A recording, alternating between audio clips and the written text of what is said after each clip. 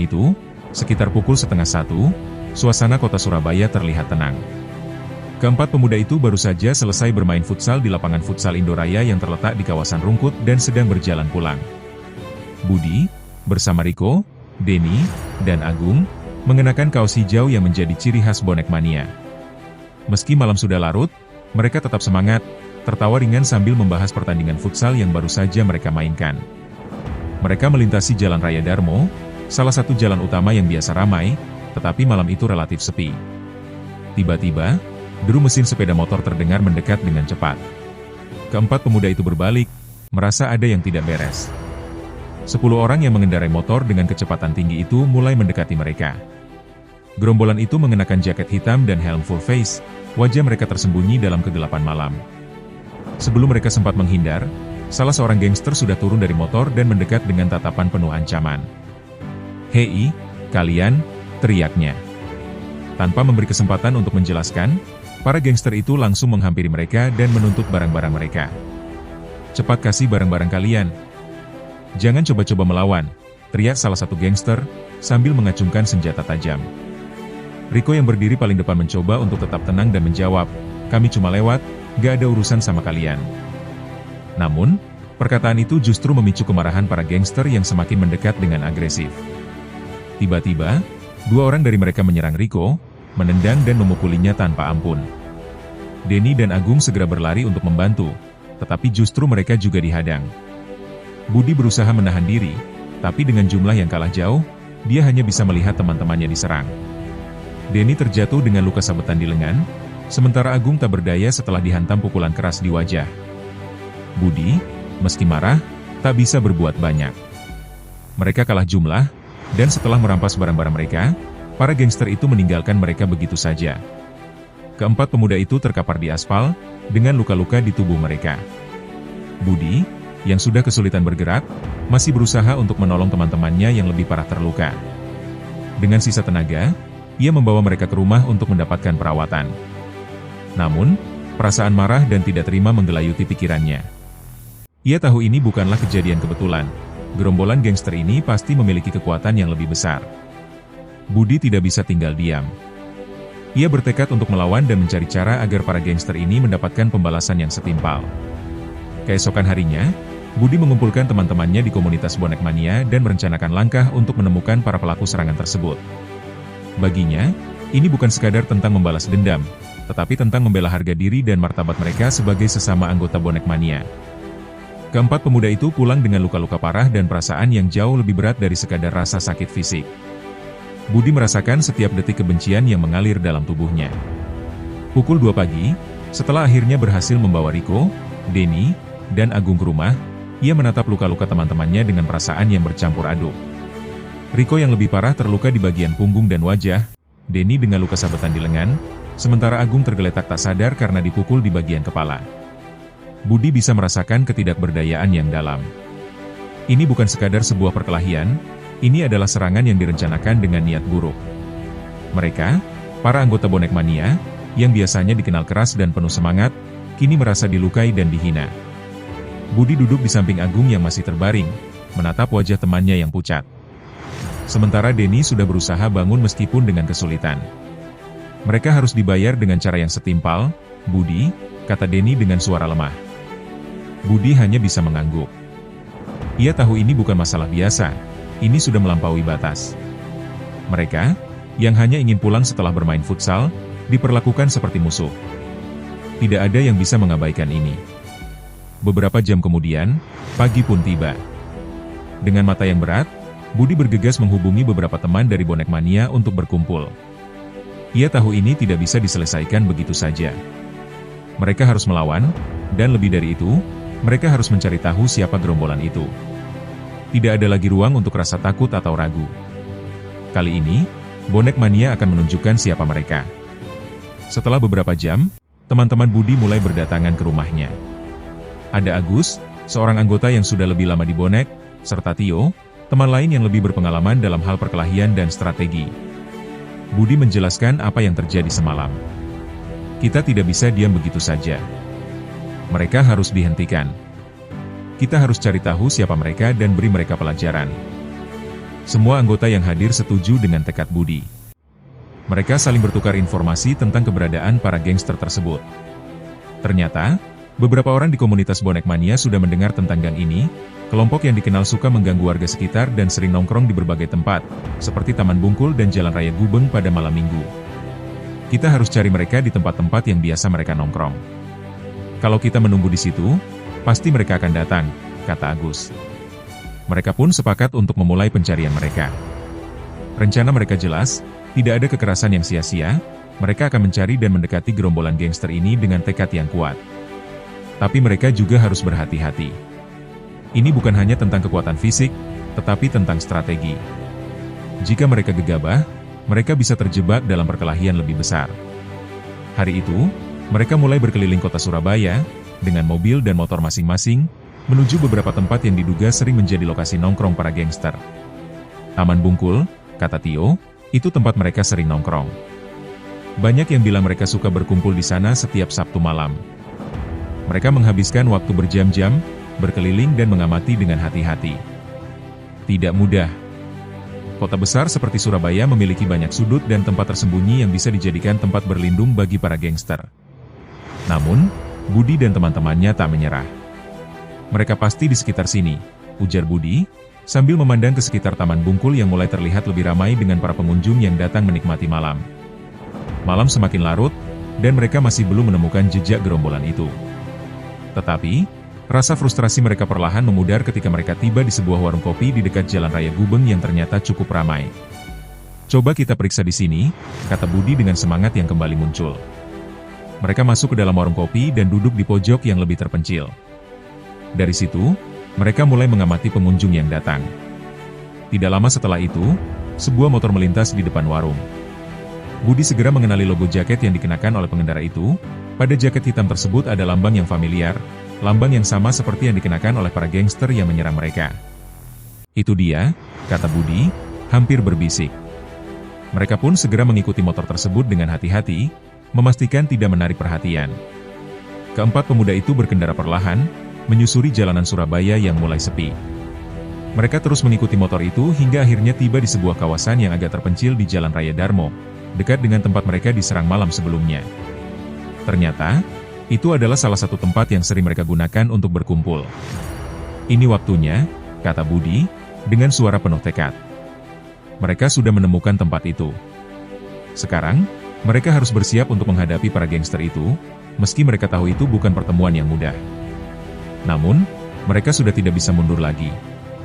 Ini adalah saat mereka untuk membela diri, harga diri mereka, dan komunitas mereka, bonek mania. Keesokan harinya, setelah pertemuan yang menegangkan di rumah Budi, para anggota bonek mania bersiap untuk mencari gerombolan gangster yang telah menganiaya mereka. Tidak ada lagi keraguan di hati mereka. Keempat pemuda itu sudah memutuskan untuk menghadapi masalah ini secara langsung. Dengan semangat juang yang membara, mereka merencanakan langkah berikutnya untuk menemukan jejak para gangster itu. Setelah pertemuan pagi itu, Budi dan teman-temannya mulai mengumpulkan informasi. Mereka mengetahui bahwa gerombolan gangster tersebut sering nongkrong di beberapa titik yang cukup terkenal di Surabaya, dan menjadi tempat yang rawan bagi siapa saja yang lewat. Tempat-tempat ini bukan hanya tempat berkumpul bagi mereka, tetapi juga digunakan untuk beraksi, seperti merampas, menganiaya, dan mempermainkan orang-orang yang dianggap lemah. Taman Bungkul malam-malam sering ramai, kan? Ujar Agus, sambil mengingat-ingat informasi yang mereka dapat. Mereka suka nongkrong di sana, kalau nggak di sekitar Jalan Raya Gubeng.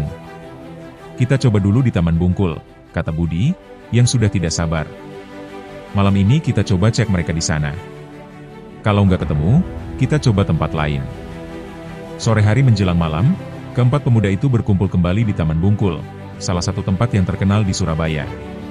Mereka memarkir motor mereka sedikit jauh dari taman, lalu melangkah masuk dengan hati-hati. Walaupun taman ini terbilang cukup ramai di malam hari, mereka tahu bahwa gerombolan gangster itu tidak akan mudah ditemukan tanpa kesabaran dan kehati-hatian. Budi, Agus, Denny, dan Tio membagi tugas untuk mengamati lingkungan sekitar, mengidentifikasi setiap individu yang terlihat mencurigakan. Di salah satu sudut taman, mereka melihat sekelompok pemuda yang tampak sedang duduk-duduk, berbicara keras, sambil sesekali tertawa. Beberapa dari mereka mengenakan jaket hitam dengan logo yang familiar, sama persis dengan yang dikenakan oleh para gangster malam itu. Budi menatap mereka dengan cermat, mencoba untuk memastikan bahwa mereka adalah kelompok yang sama. Itu mereka, bisik Budi dengan hati-hati. Mereka bergerak lebih dekat, tetapi tetap menjaga jarak. Agus mengisyaratkan kepada teman-temannya untuk tidak terburu-buru dan untuk tetap mengamati terlebih dahulu. Mereka memeriksa sekitar, memastikan tidak ada gangguan yang datang dari luar. Di tengah keramaian, mereka bisa mendengar suara tawa keras dari salah satu anggota gangster yang mengenakan jaket hitam dengan logo yang sama. "Ini saatnya," ujar Denny, yang sudah tak sabar lagi. Namun, Tio menghentikannya. "Sabar dulu," katanya. "Kita nggak tahu siapa mereka sebenarnya. Jangan sampai terburu-buru. Kita harus tahu siapa bosnya." Mereka terus mengamati, dan dalam beberapa menit, 2 orang dari kelompok itu mulai berdiri dan berjalan ke arah parkiran. Tio, yang lebih berpengalaman, menyarankan untuk mengikuti mereka dari jauh, tanpa menarik perhatian. Ikuti mereka sampai ke tempat yang lebih sepi. Mereka pasti akan menuju markas. Mereka pun bergerak dengan hati-hati mengikuti jejak gangster itu, menghindari deteksi. Setelah beberapa waktu berjalan, mereka tiba di kawasan Jalan Raya Gubeng, tepat di depan sebuah warung kopi yang sudah mulai tutup. Di depan warung kopi itu, sekelompok gangster lainnya berkumpul, memarkir motor mereka. Budi dan teman-temannya merasa semakin yakin bahwa mereka telah menemukan tempat yang mereka cari. Gerombolan itu tampaknya sudah sangat terorganisir, dan tidak ada salahnya jika mereka langsung menghadapi kelompok tersebut malam ini. "Kita hampir sampai," kata Budi dengan semangat, matanya menyala-nyala. Namun, Tio mengingatkan mereka untuk tetap waspada. "Jangan terburu-buru. Kita nggak tahu seberapa banyak mereka. Siapa tahu ada yang lebih besar di markas mereka." Mereka pun melanjutkan perjalanan dengan lebih hati-hati, menuju ke arah parkiran belakang yang terletak sedikit lebih jauh dari jalan utama. Di sana, mereka melihat sejumlah motor diparkir rapi di sebuah area terbuka yang cukup gelap.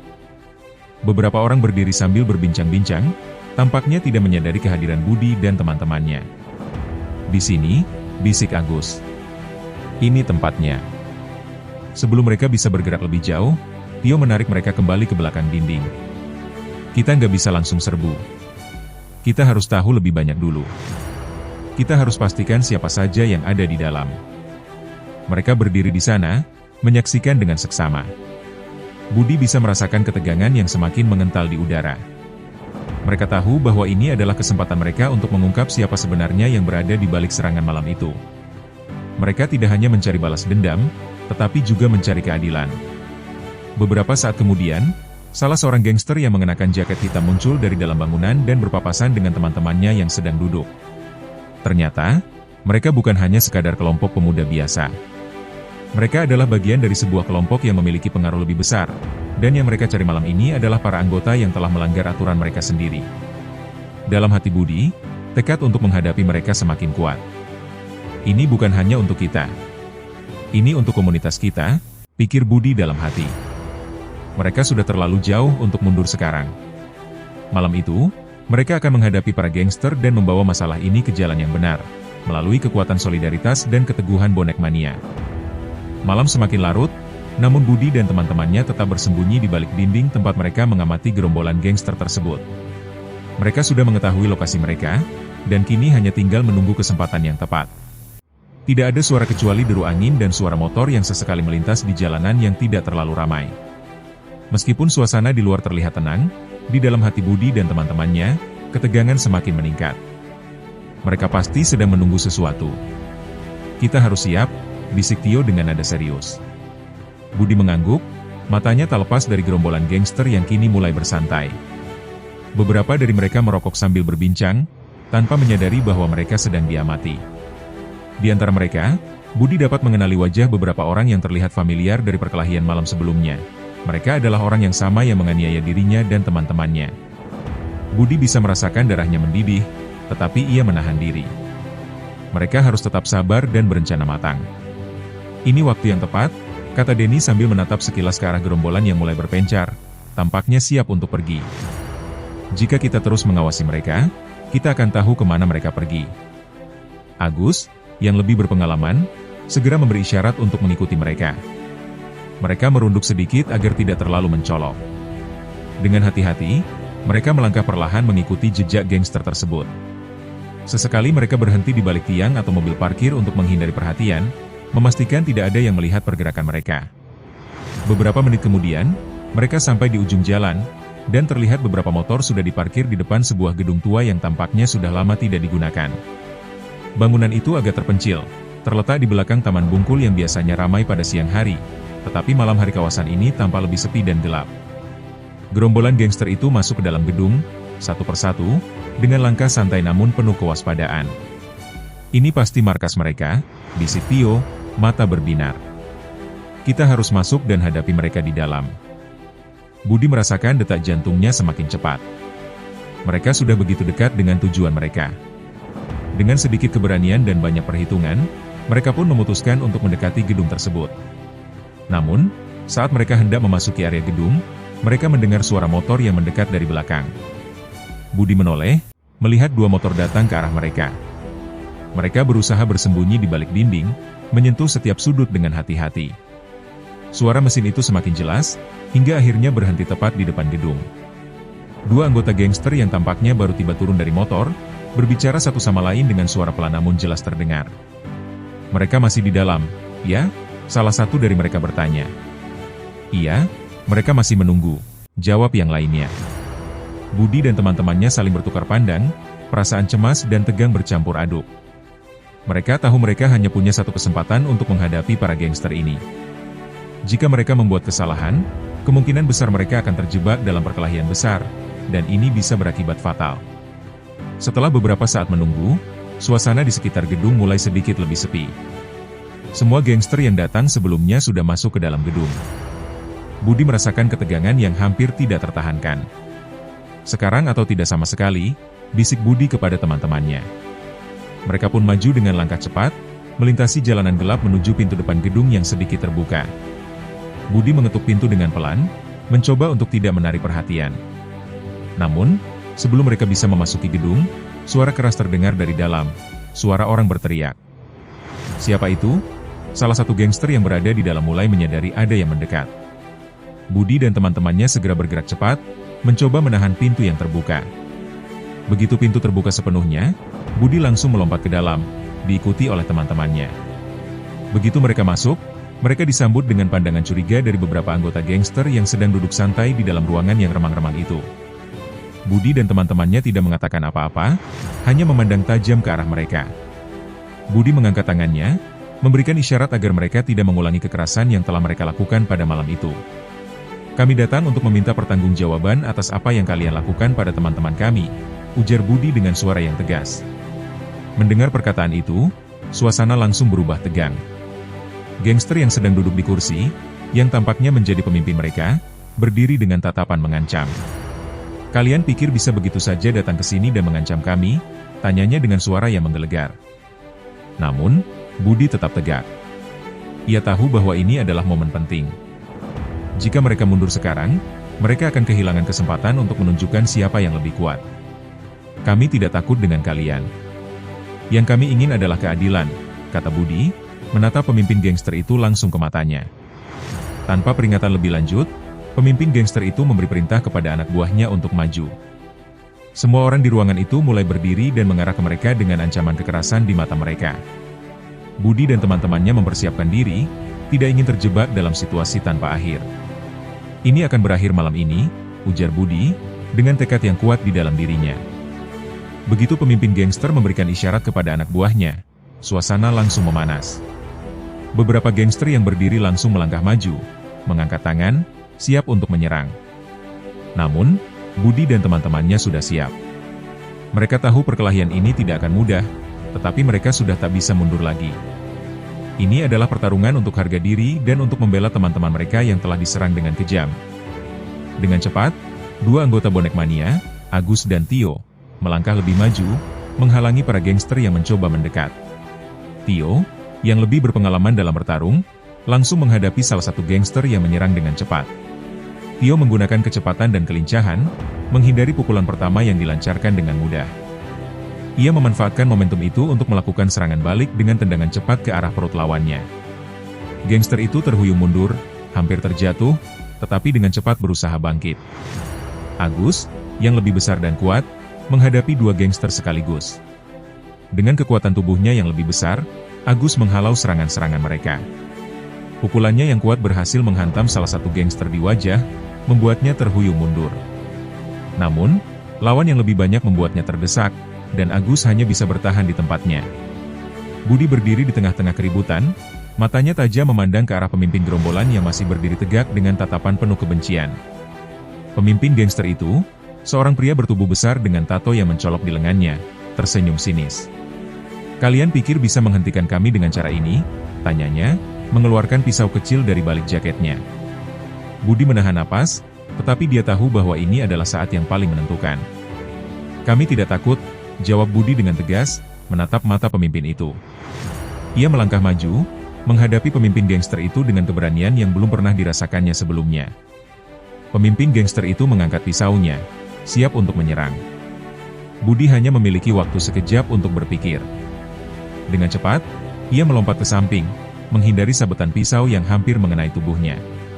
Tak ingin memberi kesempatan pada lawannya, Budi segera menggapai kursi di dekatnya dan melemparnya ke arah pemimpin gangster itu, mengalihkan perhatiannya. Taktik itu berhasil, membuat pemimpin gangster itu sedikit terhuyung mundur. Saat pemimpin itu berusaha menghindari lemparan kursi, Budi segera bergerak cepat, menghantamnya dengan sebuah pukulan keras tepat di wajah. Pemimpin gangster itu terjatuh ke lantai dengan keras, matanya melotot kesakitan. Namun, dia segera bangkit, berdiri dengan gerakan yang lebih lambat. Di sekitar mereka, keributan semakin meluas. Denny dan Agung, yang sebelumnya terlibat dalam perkelahian dengan beberapa gangster lainnya, sekarang sudah berhasil mengatasi dua lawan mereka. Mereka terlihat penuh semangat, meskipun wajah mereka berdarah dan tubuh mereka sedikit lelah. Denny, yang masih memegang luka di tangannya, melawan dua gangster yang berusaha memukulnya, sementara Agung yang sebelumnya terjatuh kini bangkit kembali untuk memberikan pukulan yang lebih keras pada salah satu gangster yang sudah terpojok. Namun, meski mereka sudah melawan dengan sekuat tenaga, jumlah para gangster yang lebih banyak membuat Budi dan teman-temannya mulai terdesak. Satu demi satu, mereka terpojok oleh serangan yang datang bertubi-tubi. Para gangster terlihat semakin agresif, memanfaatkan banyaknya anggota mereka untuk mengepung keempat pemuda itu. Budi merasakan kekuatan mulai habis, tubuhnya yang terluka akibat serangan sebelumnya semakin memberat. Namun, ia tidak mau menyerah. Ia tahu ini adalah ujian terakhir untuk membuktikan bahwa Bonek Mania tidak hanya sekadar komunitas supporter, tetapi juga simbol solidaritas dan keberanian yang tidak mudah ditaklukkan. Dengan kekuatan yang tersisa, Budi memukul meja yang ada di sampingnya, membuat suara keras yang menarik perhatian semua orang. "Cukup!" teriak Budi. Suaranya menggelegar, menembus suara gaduh dari perkelahian yang terus berlangsung. "Kalian cukup menindas orang. Kami tidak akan mundur." Keempat anggota Bonek Mania berdiri tegak, meskipun tubuh mereka penuh luka. Mereka saling bertatap mata, membentuk kekuatan baru dalam diri mereka. Seolah menjadi satu kesatuan, mereka menghadap gerombolan gangster dengan tekad yang lebih kuat. "Kami tidak akan menyerah," teriak Budi, dan dalam momen itu, sebuah tekad besar terpancar dari mata mereka. Melihat keteguhan Budi dan teman-temannya, pemimpin gangster itu mulai ragu. Mungkin mereka telah mengira Bonek Mania hanya kelompok supporter yang mudah dikalahkan, tetapi mereka salah besar. Keributan ini menjadi semakin besar, namun justru membuat pemimpin gangster itu sadar bahwa para anggota Bonek Mania ini bukanlah lawan yang bisa diremehkan. Pemimpin gangster itu, yang tadinya ingin melanjutkan pertarungan, akhirnya mundur sedikit, menilai situasi yang sudah mulai tidak menguntungkan bagi pihak mereka. "Kalian memang kuat," katanya, dengan senyum sinis yang mulai memudar. "Tapi malam ini, kami tidak akan menyerah begitu saja." Namun, Budi dan teman-temannya tidak memberikan kesempatan untuk melanjutkan perkelahian lebih jauh. Mereka terus berusaha mempertahankan posisi mereka, tidak memberi ruang untuk para gangster itu. Keempat pemuda itu, meski terluka, tetap berdiri tegak, membuktikan bahwa mereka akan terus berjuang untuk menghentikan kekerasan ini. Akhirnya, dengan kekuatan yang tersisa, gerombolan gangster itu mundur. Mereka tidak sanggup lagi menghadapi keteguhan Bonek Mania yang semakin solid. Namun, pertempuran malam itu meninggalkan kesan yang mendalam. Ini bukan hanya tentang kekerasan fisik, tetapi tentang menunjukkan bahwa keberanian dan persatuan selalu menang di akhir. Dengan napas terengah-engah, Budi menatap teman-temannya. "Kita menang. Tapi kita harus berhati-hati," katanya. "Malam ini kita tidak hanya melawan para gangster, kita melawan ketidakadilan. Dan dengan itu, meskipun masih banyak luka dan kelelahan, Bonek Mania telah membuktikan bahwa mereka lebih dari sekadar supporter. Mereka adalah simbol kekuatan, keberanian, dan solidaritas yang tak akan pernah mundur. Setelah keributan besar yang mengguncang gedung tua di Jalan Raya Gubeng, suasana malam yang semula penuh kekerasan mulai mereda. Meskipun Budi dan teman-temannya berhasil mengalahkan sebagian besar anggota gerombolan gangster, mereka tahu bahwa pertempuran ini belum sepenuhnya berakhir. Dalam hening yang menyelimuti, hanya suara napas terengah-engah dan langkah kaki yang berat yang terdengar. Budi berdiri tegak di tengah ruangan yang kacau, matanya masih terbakar dengan tekad yang menggebu. Meskipun tubuhnya terasa lelah dan terluka, semangat juangnya tidak padam. Teman-temannya, Denny, Agung, dan Tio, juga dalam kondisi yang tidak jauh berbeda. Mereka berdiri di samping Budi, menghadapi para gangster yang tersisa, yang kini mulai terpojok. Pemimpin gangster yang sebelumnya tampak garang kini berdiri dengan tubuh terhuyung, matanya penuh rasa sakit dan kebingungan. Dia memandang Budi dan teman-temannya, perasaan terpojok jelas terlihat di wajahnya. Anggota gangster yang lain, yang masih berdiri, mulai menunjukkan rasa takut. Keadaan ini sangat berbeda dengan beberapa menit sebelumnya, saat mereka mengira bisa mengalahkan Bonek Mania dengan mudah. "Kalian cukup kuat untuk mengalahkan kami," kata pemimpin gangster itu dengan suara serak, darah mengalir dari bibirnya. "Tapi itu tidak akan membuat kami mundur begitu saja." Budi menatapnya tajam, tidak ada sedikit pun rasa gentar di matanya. "Kalian bisa pergi dan melupakan semua ini, atau kalian bisa terus melawan, tapi kami tidak akan berhenti. Kami akan melawan kalian sampai titik darah penghabisan," jawab Budi dengan penuh keyakinan. Pemimpin gangster itu, yang sudah lelah dan terluka, diam sejenak. Keputusannya kini tergantung pada dua pilihan, terus melawan dan menanggung lebih banyak luka atau mundur dan mengakui bahwa mereka telah kalah dalam pertempuran ini. Waktu terasa lama, namun akhirnya, dia mengangguk pelan. "Kalian menang malam ini," katanya dengan suara yang lebih rendah, tidak lagi penuh amarah. "Tapi ingat, ini belum berakhir. Kami tidak akan berhenti." Budi mengamati pemimpin itu dengan seksama. "Kami tahu siapa kalian dan apa yang kalian lakukan. Tapi kami juga tahu bahwa kekerasan tidak akan menyelesaikan semuanya. Kalau kalian masih ingin bertahan hidup dengan cara ini, maka kalian hanya akan terus menghancurkan diri kalian sendiri," kata Budi dengan suara tegas, tapi tidak penuh kebencian. Dia berbicara seperti seorang yang lebih bijak, seorang yang sudah melewati banyak tantangan dan kini memilih jalan yang lebih sulit, perdamaian, meskipun itu tidak berarti tanpa risiko. Tio, yang sejak awal lebih banyak diam dan mengamati, akhirnya berbicara. "Ini bukan hanya tentang kemenangan fisik. Ini adalah tentang mengubah cara berpikir. Kita bisa membuktikan kepada mereka bahwa ada cara lain untuk hidup, tanpa harus terus hidup dalam ketakutan dan kekerasan," ujarnya. Pemimpin gangster itu menundukkan kepala, seolah berpikir sejenak. Beberapa anggotanya juga tampak ragu. Dalam hati mereka, mungkin ada sedikit keraguan, apakah kekerasan yang mereka jalani selama ini benar-benar membawa mereka pada kehidupan yang mereka inginkan? Atau apakah ini hanya siklus kekerasan yang tak berujung? Budi melangkah maju, mendekati pemimpin gangster itu. "Kita memberi kesempatan kedua kepada kalian. Kami tidak akan melawan lagi jika kalian berjanji untuk tidak mengganggu kami atau siapapun lagi. Kalau kalian tetap memilih jalan ini, kami akan selalu siap menghadapinya. Tetapi ingat, itu hanya akan membuat semuanya lebih buruk bagi kalian," kata Budi dengan tegas, namun dengan nada yang lebih seperti nasihat. Suasana semakin tegang, namun juga penuh harapan. Beberapa gangster yang berada di sekitar pemimpin mereka mulai berbicara satu sama lain dengan suara rendah. Mereka tampak berpikir keras, seolah menyadari bahwa pilihan mereka saat ini akan menentukan masa depan mereka. Akhirnya, pemimpin gangster itu menatap Budi dengan tatapan yang lebih tenang. Kami akan mundur untuk malam ini. Tetapi ini bukan akhir," katanya, suaranya lebih rendah, lebih lemah. "Kami akan berpikir. Mungkin kami bisa mencari cara lain." Budi mengangguk pelan, merasa lega mendengar keputusan itu, meskipun ia tahu bahwa ini tidak akan langsung mengakhiri segalanya. "Kami tidak ingin permusuhan. Tetapi jika kalian memilih jalan ini lagi, kami akan siap menghadapinya. Kami selalu melindungi yang lemah, dan kami tidak akan mundur," tegas Budi. Dengan keputusan tersebut, pemimpin gangster itu dan anak buahnya mulai mundur, satu persatu meninggalkan gedung tua yang kini terasa sepi. Mereka meninggalkan Budi dan teman-temannya yang masih berdiri, terluka, tetapi merasa lebih kuat daripada sebelumnya. Setelah kepergian mereka, Budi dan teman-temannya duduk di lantai, menghela napas panjang. Meskipun mereka masih merasa lelah dan terluka, ada perasaan lega yang mengalir dalam diri mereka. Kita menang, bukan karena kita lebih kuat, tapi karena kita tidak pernah menyerah untuk memperjuangkan keadilan, kata Agung, matanya masih berkilat penuh semangat. Budi tersenyum tipis. Kita tidak hanya menang dalam perkelahian fisik. Kita juga menang dalam prinsip kita. Kita membuktikan bahwa Bonek Mania bukan hanya tentang dukungan untuk Persebaya, tetapi juga tentang persatuan dan saling menjaga.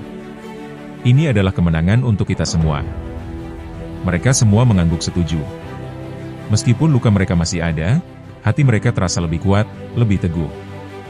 Mereka tahu bahwa malam itu bukan hanya tentang mengalahkan para gangster, tetapi juga tentang menunjukkan bahwa solidaritas, keberanian, dan keadilan selalu bisa mengalahkan kekerasan.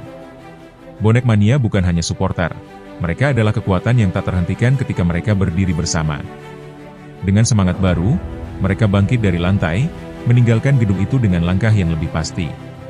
Malam itu, Bonek Mania menunjukkan bahwa mereka bukan hanya sekadar penggemar sepak bola, tetapi juga penjaga prinsip yang teguh, siap untuk melawan ketidakadilan kapan saja dan di mana saja. Pagi hari menyambut Surabaya dengan cahaya yang perlahan muncul dari balik gedung-gedung tinggi. Setelah malam yang penuh dengan kekerasan dan ketegangan, Budi dan teman-temannya berjalan keluar dari gedung tua di Jalan Raya Gubeng, yang kini terasa lebih sunyi.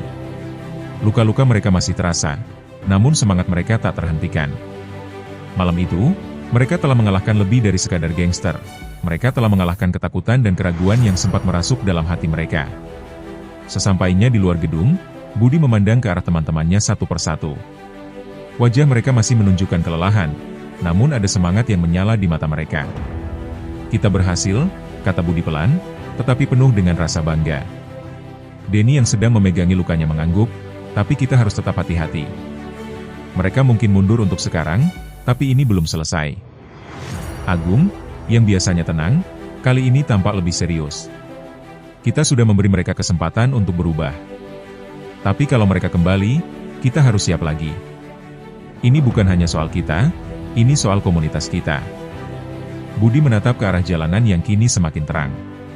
Pagi itu terasa seperti babak baru, bukan hanya untuk dirinya, tapi juga untuk Bonek Mania.